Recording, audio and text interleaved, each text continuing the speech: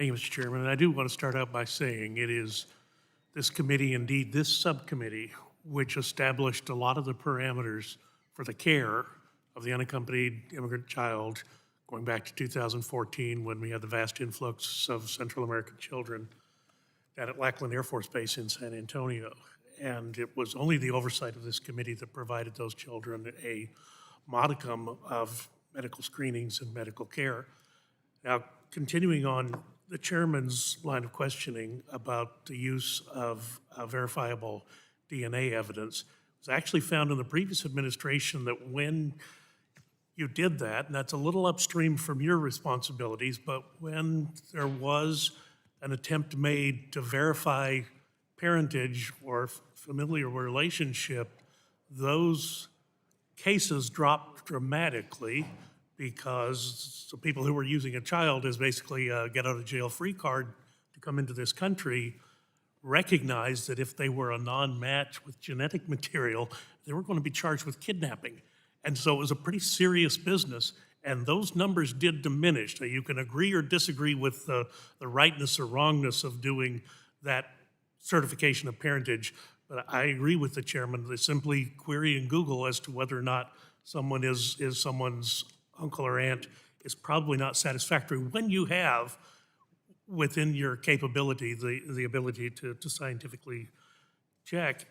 And then, unfortunately, that leads to situations from a Florida statewide grand jury investigation. A single family home in Austin, Texas had more than 100 children sent to it by Office of Refugee Resettlement, not by the cartels, by you all. Another Texas address had 44 children, and a third had 25. Again, sent to them by ORR, not by the cartels, but by you.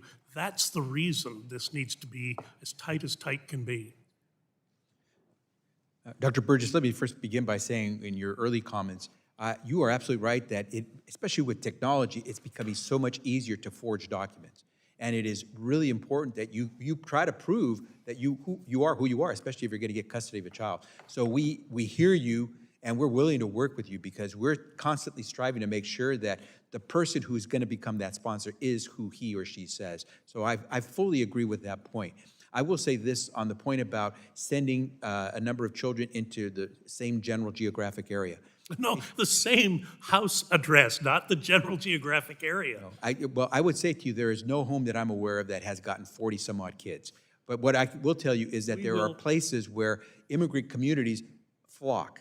And so it should not surprise anyone that you have a lot of children that end up in the same communities because as my father ended up in Sacramento, California, because that's where a lot of his relatives and friends, his parents' relatives and friends. If I may, this is not an isolated incident. The Houston chief of police, who's certainly not a Republican, also complained about the same phenomenon occurring in Houston, Texas. But we will provide to you, to your office, that information and would appreciate your response to that. Absolutely. Let me move on to another thing, and this has really troubled me for well over a decade.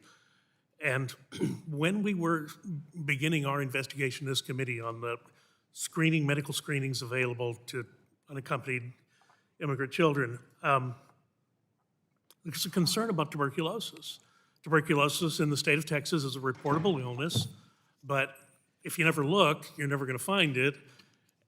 And I remember the statements made to me were that, well, look, if you get a positive TB test, then this obligates you to a long period of therapy. The treatment is 10 months or longer. And if you don't follow through with treatment, you're going to lead to drug-resistant tuberculosis. So it is important to do the follow-through. So certainly testing wasn't done at CBP.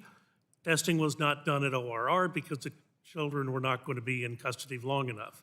But it leads to a downstream problem, and you and I both know an episode of multiple drug-resistant TB in one of our neighborhood schools is going to be big trouble. Would you agree with that? You point out something very real because, as you stated, we only have the child in our care for a short amount of time. And so we do work with not just CBP at the Department of Homeland Security. When the children come to us, we provide the medical care that they need while they are with us. We make sure that no child is infectious when we release them, but they have to follow up on something like tuberculosis with local healthcare authorities. But the problem is the follow-through on that leaves a lot to be desired. You know, at the same time, if the administration's priority seems to be facilitating abortions for a child who would want one, if we're willing to put that much energy into providing an abortion, shouldn't we put that much energy into providing to make certain a child is not infectious, carrying TB into our communities? Dr. Burgess, you raise a great point on the tuberculosis issue. We would, if you gave us authority to actually follow a child, to make sure that the child is following through on medical or healthcare services that they need, especially to keep not just themselves but others safe, we would take that authority. But we don't have that authority. That's the difficulty Authority that we're. exists in current state law. I'm sorry? It's a reportable illness in the state of Texas. Yeah, but we don't have an ability to require that action be taken. If the sponsor or the child's not getting the care, if some medical community is not offering the care, we don't have any ability to say, you really should do this for the safety of the community. We don't have that ability. Reportable illness. Gentleman's time is up. Sorry.